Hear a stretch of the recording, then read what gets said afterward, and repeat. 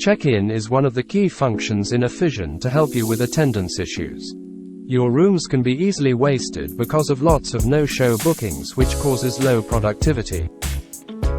In Offision, when the user reserves a room, the room status will change from available to wait for check-in, and the user will be requested to check in first before using. On the room display, users can check in by inputting their passcode, scanning the QR code, or tapping the staff card. The display will turn from yellow to red after check-in. You can easily set up this check-in process for your rooms in Offision. In the Management console, click the Booking settings in the side menu. Select the Basic Policy section and click Add Policy.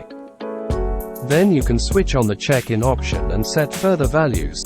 You can then click Save and assign the policy to the rooms. And from now on, the system will help you to release the room if no one uses it.